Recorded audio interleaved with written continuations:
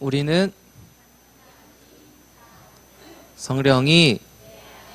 성령으로 기도하면 천사가 흑암이 천국은 세계는 아멘.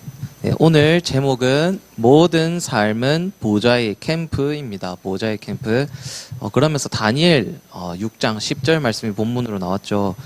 그래서 조금 있다가 캠프가 무슨 뜻인지, 모든 삶은 보좌의 캠프라는 게 뭔 말인지 오늘 또 확인해보는 시간 갖도록 하겠습니다. PPT 띄워주세요. 네, 다음 넘겨주세요. 네, 서론적으로 먼저 볼 것은 절대 불가능을 절대 가능하게 하는 작은 믿음입니다. 절대 불가능을 절대 가능하게 하는 믿음이에요. 절대 불가능한 인간입니다. 절대 불가능한 인간, 창세기 3장, 6장, 11장에 빠진 인간이죠. 하나님의 형상으로 창조되어 하나님과 함께 할 때 행복한 존재인 인간이 사단에게 속아 하나님을 떠나는 죄를 범하게 됩니다. 나 중심, 물질 중심, 성공 중심에 빠져서 나는 하나님 없어도 잘 살 수 있어. 내가 하나님처럼 되는 거야. 하나님 믿어서 뭐해? 돈이 최고야. 내가 성공해야지. 언제까지 하나님 믿을 거야. 이런 식으로 하나님을 대적하게 됩니다. 이게 하나님 앞에 죄가 되어서 그 결과로 행복의 근원 되시는 하나님을 떠나 인간은 마귀 자녀가 됩니다. 성경은 하나님을 떠난 인간의 인간이 마음으로 생각하는 모든 계획이 항상 악하였다라고 기록하고 있습니다. 인간의 마음으로 생각하는 모든 계획이 항상 악하였다라고 성경은 말하고 있습니다. 성령이 떠나가고 악령이 함께하는 인간은 혼미해져서 하나님의 말씀을 듣기는 들어도 깨닫지 못하고 보기는 보아도 알지 못하는 상태가 되었다. 성경은 말하고 있습니다. 여러분들, 불신자들에게 하나님의 은혜가 임하지 않으면 아무리 복음의 말씀 설명해줘도 돌에다가 얘기하는 것 같은 느낌이 들어요. 이해가 될 수가 없습니다. 듣기는 들어도 깨닫지 못할 것이요, 보기는 보아도 알지 못할 것이다. 하나님의 은혜가 임하지 않은 사람이 예수 이름으로 병자가 갑자기 병이 낫는 기적을 봤어. 그 사람이 구원 받을까요? 못 받을까요? 그거 100번 봐도 하나님의 은혜 임하지 않으면 구원 못 받습니다. 병 낫는 거 100번 본다고 해서 예수 믿는 게 아니에요. 하나님의 은혜가 임해야 예수님 믿는 겁니다. 네, 예수님의 부활을 직접 보고도 안 믿는 사람들이 있었다라고 성경은 말하고 있어요. 하나님의 은혜가 아니고서는 절대로 인간은 구원을 받을 수가 없습니다. 그래서 성경은 악령이 역사하여 인간을 혼미하게 하고 있다. 이게 창세기 3장, 6장, 11장에 빠진 인간입니다. 그리고 사도행전 13장, 16장, 19장 우상, 점술, 미신, 무속 이런 것들에 인간이 완전 빠지게 되죠. 마귀 자녀가 된 인간은 당연히 하나님이 아닌 다른 신, 곧 사탄, 마귀, 귀신을 섬기게 됩니다. 우상 숭배를 하게 됩니다. 제사를 지내게 됩니다. 점치고 굿합니다. 하나님이 아닌 다른 것을 하나님인 줄 알고 섬기지만 그게 결국 귀신을 섬기는 것입니다. 그런데 그걸 모릅니다. 불신자들은. 하나님이 아닌 것에다가 절하고 빌고, 나무 보고 빌고, 해 보고 빌고, 돼지 머리 올려놓고 빌고, 또는 자기들이 형상을 만들어 놓고서는 그게 신이라고 빌고 절하고 이러고 있습니다. 내가 만들어 놓은 거예요. 내가 만들어 놓은 모형에다가 그게 신이라고 거기다 빌고 절을 하는 겁니다. 네, 귀신 들린 무당, 점쟁이를 찾아가서 귀신을 부르는 기도를 하기도 합니다. 점치고 굿하는 거죠. 그런데 그들은 그게 귀신 섬기는 건 줄 몰라요. 그게 저주와 재앙, 완전한 멸망으로 가는 길인 줄 모릅니다. 완전 멸망, 저주, 재앙 가운데로 빠지게 됩니다. 사단, 마귀, 귀신은 절대로 인간에게 좋은 것을 주는 존재가 아닙니다. 그리고 불신자 상태 6가지에 빠져 있습니다.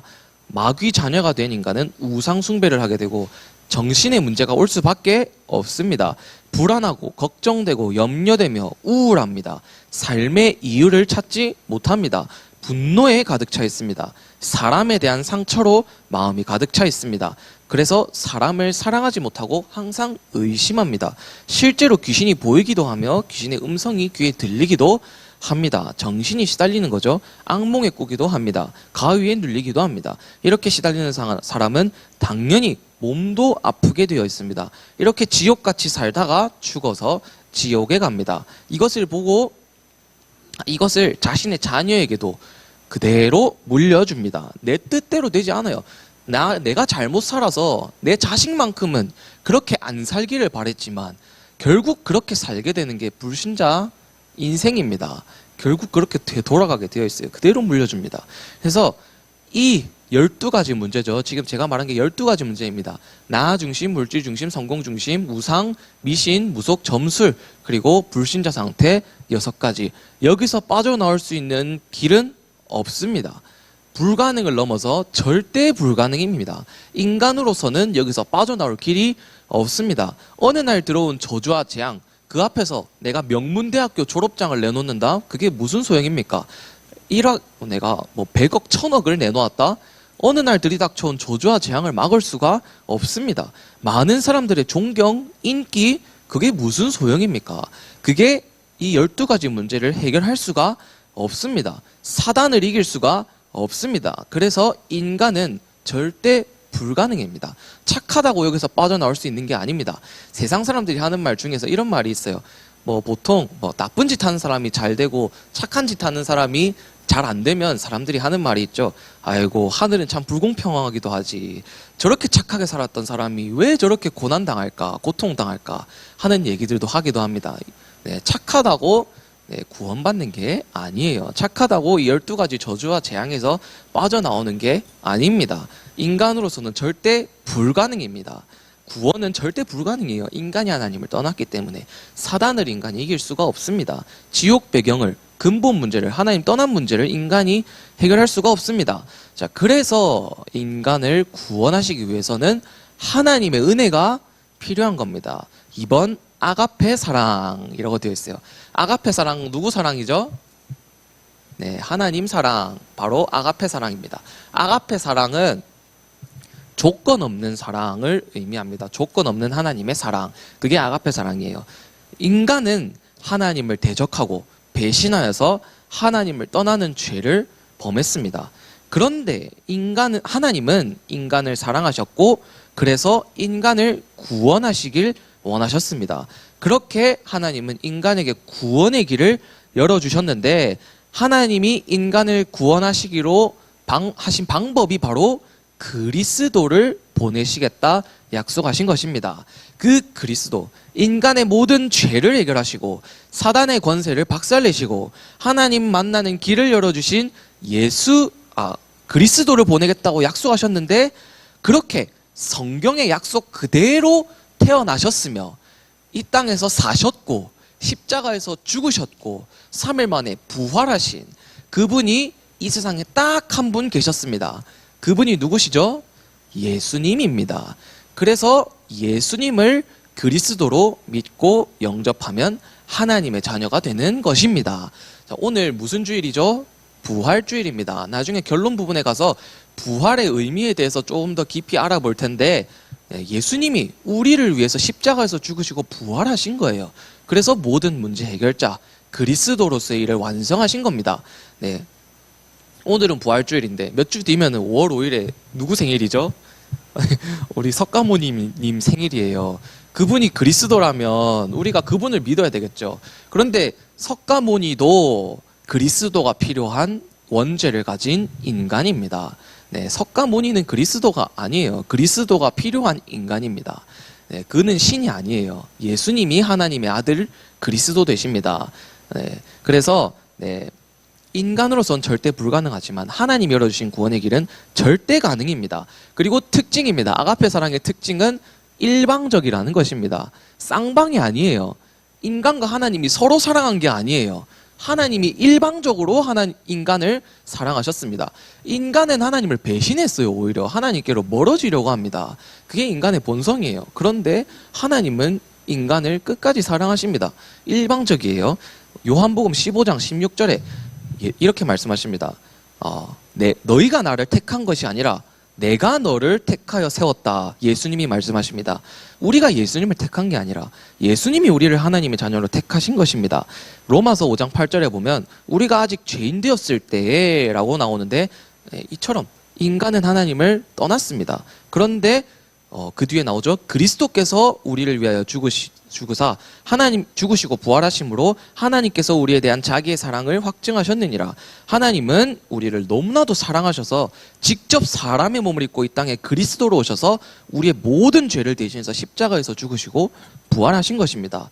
요한복음 3장 16절에 보면 하나님이 세상을 이처럼 사랑하사 독생자를 주셨으니 이는 그를 믿는 자마다 멸망하지 않고 영생을 얻게 하려 하심이라. 인간이 하나님을 사랑한 게 아닙니다. 하나님이 세상을 이처럼 사랑하사라고 되어 있습니다.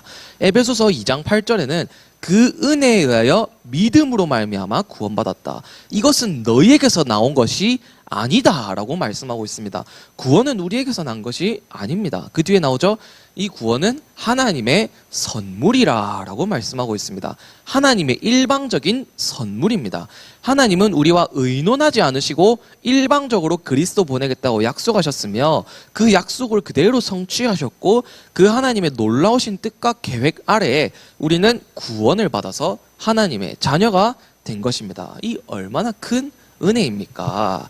네, 그래서 우리 다 같이 입을 떼고 고백을 합시다. 제가 딱 하면은 여러분들 입으로 고백하세요. 하나님이 나를 사랑하셔서 나를 구원하기 위해 예수 그리스도를 보내주셨어. 아멘입니까? 여러분들을 사랑하신 거예요. 다른 사람도 아니고 나를 사랑하셨대요. 하나님이. 그 사랑을 받은 게 바로 우리입니다. 다음 넘겨주세요.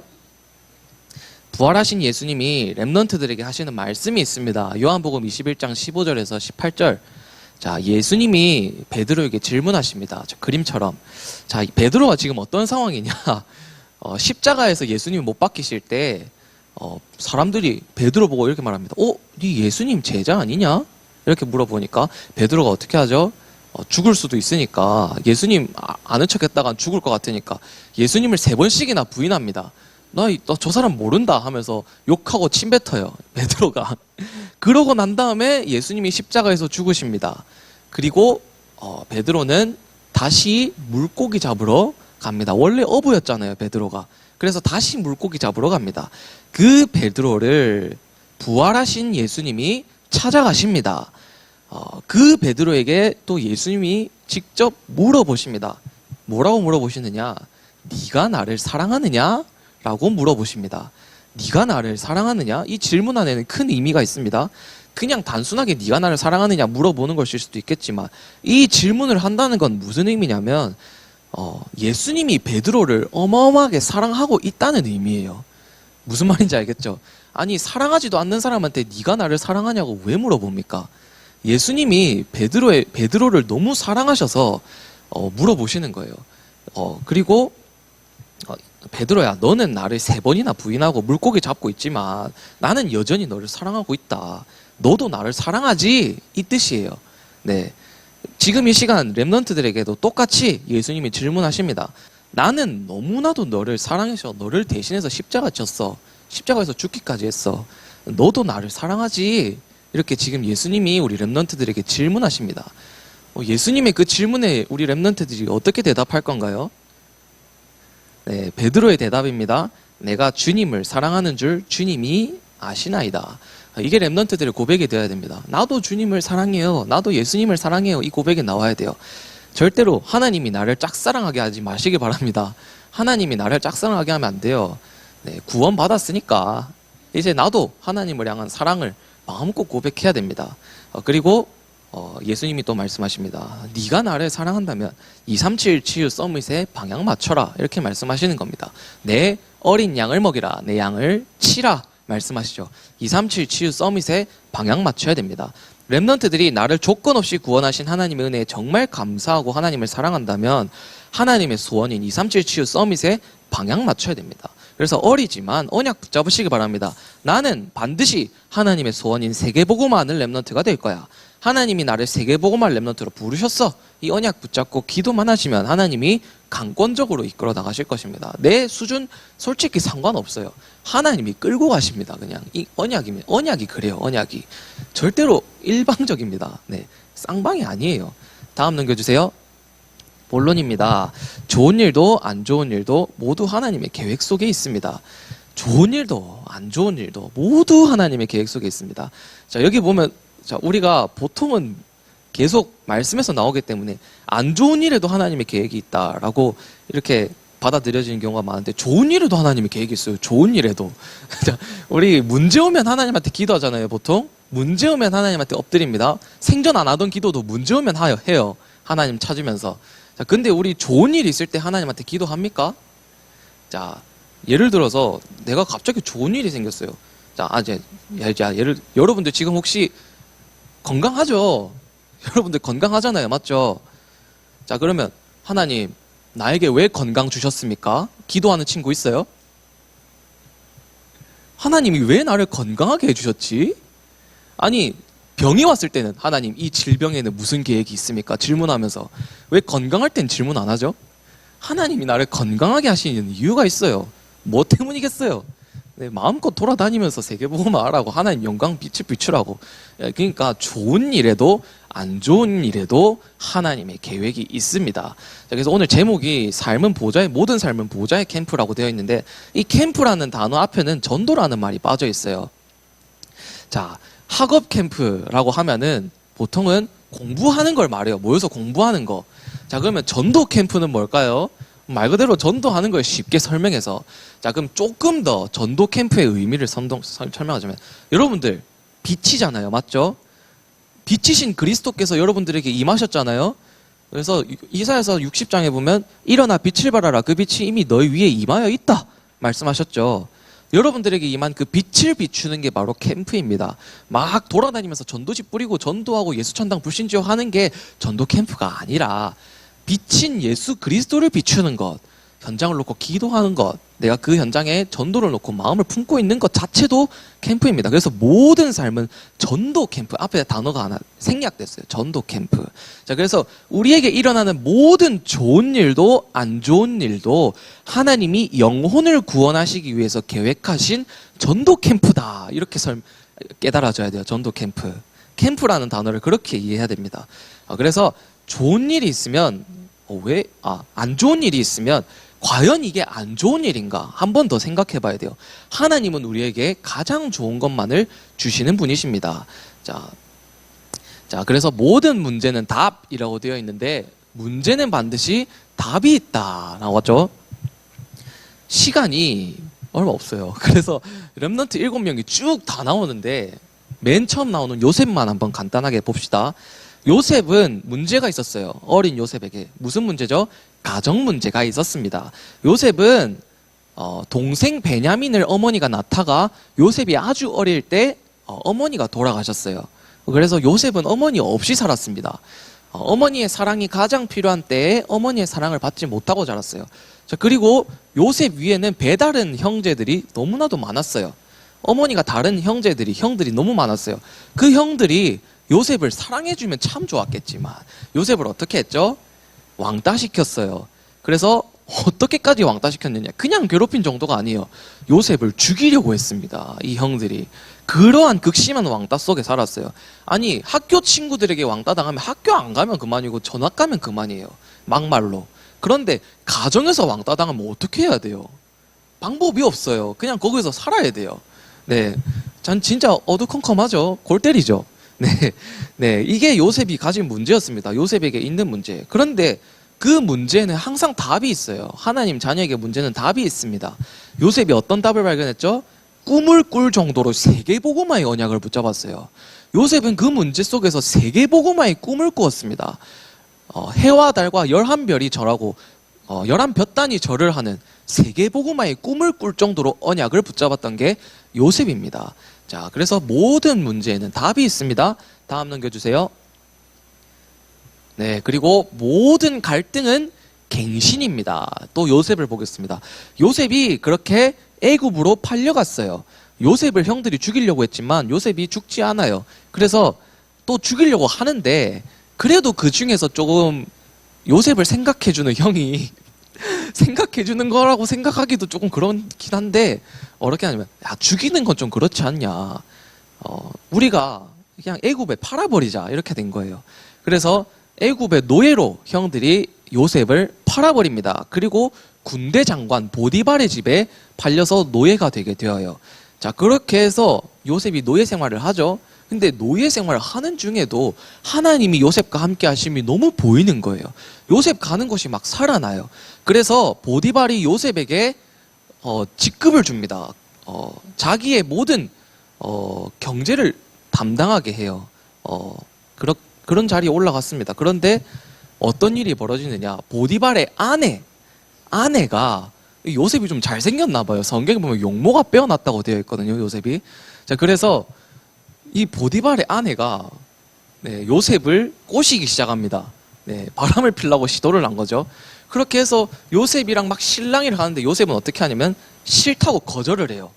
자, 그렇게 막 실랑이를 하다가 요셉이 뿌리치니까 요셉의 옷이 찢어집니다. 그 옷을 붙잡고 보디발의 아내가 어떻게 보디발에게 거짓말을 치냐면 저 요셉이 나를 이렇게 하려고 했다 이러면서 이 옷가지를 증거로 보여줍니다. 네, 그때는 뭐 지문 검사 그런 것도 없어요. CCTV도 없어요. 그냥 그거 가져가서 하면은. 그리고 보디발은 누구 말 믿어야 돼요? 요셉 말 믿겠어요? 아내 말 믿겠어요? 아내 말 믿겠죠, 당연히. 그래서 요셉은 억울하게 누명 쓰고 감옥 갑니다. 감옥에 가요. 자, 이게 위기입니다. 다른 사람이 보았을 때 이게 갈등이죠, 갈등. 자, 많은 사람들이 보았을 때 저 요셉 이제 망했다. 세계보고만은 개뿔 이제 감옥 가는 망했다. 이렇게 됐겠죠. 근데 요셉은 그 속에서도 갱신을 합니다. 요셉이 뭐 총리가 될 걸 그때 알았냐 몰랐나 했을 때는 몰랐을 가능성이 커요. 총리로서 세계보고만 했을지는 몰랐을 수도 있겠죠. 근데 세계보고만 할 거라는 언약은 확실했어요. 그래서 감옥에 간 요셉이 어떻게 되죠? 장관들을 만나게 됩니다. 감옥 안에서 술 맡은 관원장 그리고 떡 맡은 관원장을 만나게 됩니다. 그 속에서 정치라는 것을 배워요. 사회생활이라는 것을 배우겠죠. 정치. 자, 그리고 어떻게 되죠? 총리가 될 준비를 거기서 하게 됩니다. 자, 술 맡은 관원장, 떡 맡은 관원장 둘 중에서 한 명은 사형을 당합니다. 그리고 한 명은 복직을 해요. 술 맡은 관원장이. 자, 그런데 그 술 맡은 관원장 보고 요셉이 말을 합니다. 나를 밖에 나가면 나를 좀 기억해 달라. 나를 기억해 주세요. 라고 하는데 이 술 맡은 관원장이 요셉을 기억하나요? 못하나요? 못합니다. 자, 이것도 갈등처럼 보일 수 있지만 갈등이 아닙니다. 자, 모두 다 총리가 될 준비를 하나님이 하고 계신 거예요. 네, 다음 넘겨주세요. 모든 위기는 기회입니다. 자, 요셉. 자, 위기가 옵니다. 바로왕이 꿈을 꿔요. 악몽을 꿉니다. 어떤 꿈? 빼빼 마른 소가 막 살찐 소 7마리 막 다 잡아먹고 뭐 이런 꿈을 꿉니다. 바로왕이 너무 심란해요. 아, 이거 심상치 않다. 그리고 그 꿈을 풀어보려고 하는데 각 애굽이라는 최고 강대국에 있는 모든 술객, 점쟁이 다 불러가지고 이 꿈 해석해달라고 하는데 해석하는 사람이 아무도 없어요. 그때 술 맡은 관원장이 그때 생각해냅니다. 누구를 생각해내냐면 누구겠어요? 요셉을 생각해냅니다. 자, 그리고 요셉이 거기서 답을 주는데 기가 막힌 답을 줍니다. 요셉이 바로왕에게 꿈을 해석할 때 어떻게 말하냐면 내가 이 꿈을 해석하는 게 아닙니다. 하나님이 이 바로왕의 꿈을 해석하게 해주실 것입니다. 그러면 바로왕이 들었을 때 무슨 말이 더 신뢰가 되겠어요? 첫 번째, 내가 바로왕의 꿈을 해석해 주겠습니다가 신뢰가 되겠어요? 아니면 나와 함께 하시는 하나님이 해석해 주실 것입니다 라고 하는 게 더 신뢰가 가겠어요? 아무리 불신자라도. 당연히 뒤에 말이겠죠. 하나님께 영광 돌리는 겁니다, 요셉은. 자, 그리고 그 꿈을 완벽하게 해석합니다. 그리고 그 꿈이 그대로 성취됩니다. 바로왕이 뭐라고 말하느냐면 우리가 이만큼 여호와의 신에 감동된 자를 어찌 찾을 수 있으리요. 내가 너를 총리로 세우겠다. 내가 너보다 높은 것은 왕자리밖에 없다 라고 하면서 요셉에게 모든 나라를 다 다스리게 합니다. 자, 모든 위기는 기회가 됩니다. 자, 요셉의 인생에 보면 어른들 말로 풍파가 많아요. 형들한테 왕따 당하죠. 노예로 팔려가죠. 감옥까지 갑니다. 자, 그게 과연 요셉에게 위기고 갈등이고 문제였을까요? 당장 눈앞에 보면 그렇게 보일 수 있어요. 그런데 세계복음화의 꿈을 가진 요셉에게는 그것이 답이었고 갱신이었고 기회였다는 거. 우리 랩넌트들도 마찬가지입니다. 여러분들의 모든 삶은 영혼 구원을 향한 하나님의 보좌의 캠프 속에 있다. 전도 캠프 속에 있다. 그걸 분명히 확인해야 됩니다. 네, 다음 넘겨주세요. 네, 오늘은 부활절입니다. 부활절. 자, 그래서 오늘 또 부활의 의미를 조금 더 깊이 알아봐야 되겠죠. 예수님의 부활의 의미입니다. 예수님의 부활의 의미. 첫 번째, 그리스도라는 증거로 부활하셨습니다. 예수님이 그리스도라는 증거로, 모든 문제를 해결하신 그리스도라는 증거로, 참 선지자, 참 제사장, 참 왕이라는 증거로 부활하신 겁니다. 그리스도 예수님의 부활은 하나님이라는 증거로 부활하신 겁니다. 내가 죽음을 이긴 하나님이다. 하나님의 아들이다. 내가 너의 모든 죄를 대신해서 죽고 부활한 하나님이다. 구원자다. 이거를 예수님이 증거하시는 거죠. 그리고 예수님의 부활의 의미는 또 뭐냐? 우리를 모든 문제에서 해결하셨다는 증거로 부활하신 겁니다. 자, 그래서 바울은 이렇게 말해요. 부활이 없었더라면 우리가 가장 이 세상에서 불쌍한 사람들이다. 이렇게 말합니다. 그런데 반대로 진짜 예수님의 부활이 맞다면 우리보다 축복받은 사람이 없습니다. 우리보다 소망을 가지고 살아갈 사람이 없습니다. 두 번째로 우리가 가질 부활의 소망입니다. 자, 예수 그리스도의 부활이 우리에게 주는 소망이 있어요. 자, 예수님은 부활의 첫 열매가 되셨다라고 성경은 말하고 있습니다. 자, 우리 사도신경 신앙고백 오늘도 했죠. 거기 보면은 몸의 부활을 믿는다라는 고백 구절이 있습니다. 우리의 몸이 부활할까요? 안 할까요? 예수님이 재림하시는 날에 우리가 부활합니다.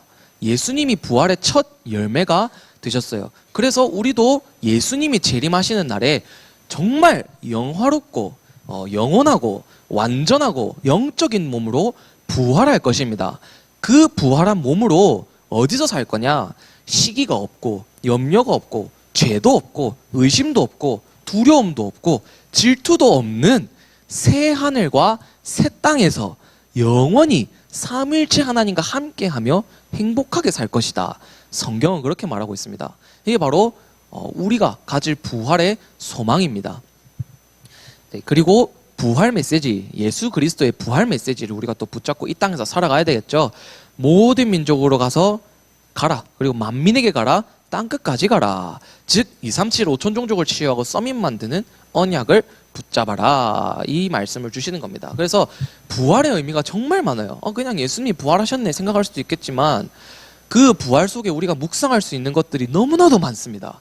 그리스도이신 예수님, 하나님이신 예수님, 모든 문제 해결하신 예수님, 그리고 예수님이 재림하실 때 우리가 영화로운 몸으로 부활할 것, 새하늘과 새 땅에서 왕노릇하며 살아갈 것, 삼위일체 하나님을 영원히 예배하고 찬양하며 살아갈 것, 그 임재를 누리면서 살아갈 것, 시기가 없고 질투도 없고 죄도 없고 문제도 없고 아무것도 안 좋은 것이라고는 없는 그 땅에서 우리가 영원히 살아갈 것, 그리고 이 땅에서 부활 메시지, 하늘과 땅의 모든 권세 가지신 주께서 함께 하시며 우리가 237 치유 서밋의 응답을 받아가는 것, 우리가 누려야 될 축복들이, 묵상해야 될 것들이 오늘 또 너무 많습니다. 그 속에서 정말 우리 랩런트들의 모든 삶과 발걸음이 보좌의 캠프가 되는 응답 속으로, 또 아가페 사랑 속으로 들어가는 우리 유초등부 랩런트들이 되었으면 좋겠습니다. 오늘 히브리서 9장 27절 암송한 친구 있나요? 짧은데. 네.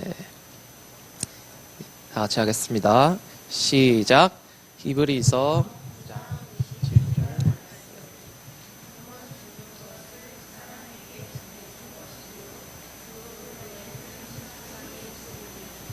히브리서 9장 27절 말씀. 아멘. 아멘. 우리에게 심판은 천국입니다. 아멘. 네, 그리고 기도하겠습니다. 하나님, 오늘도 우리 랩런트들을 예배의 자리로 인도하여 주심에 감사드립니다. 우리를 사랑하시고 구원하신 그 은혜에 또 감사드립니다. 우리가 우리 랩런트들의 모든 삶과 발걸음이 영혼 구원을 향한, 세계복음화를 향한 하나님의 보좌의 캠프임을 믿고 흔들리지 않게 하여 주시옵소서. 하나님, 그리고 오늘 또 부활절입니다. 부활하신 예수 그리스도를 우리 렘넌트들이 묵상하며 부활 메시지를 언약으로 붙잡게 하여 주시옵고, 또 영원한 부활의 소망을 가지고 살아가 하나님이 주시는 참된 행복과 평안함을 최고로 누리는 날이 될 수 있도록 은혜를 부어주시옵소서. 예수 그리스도 이름으로 기도드리옵나이다. 아멘.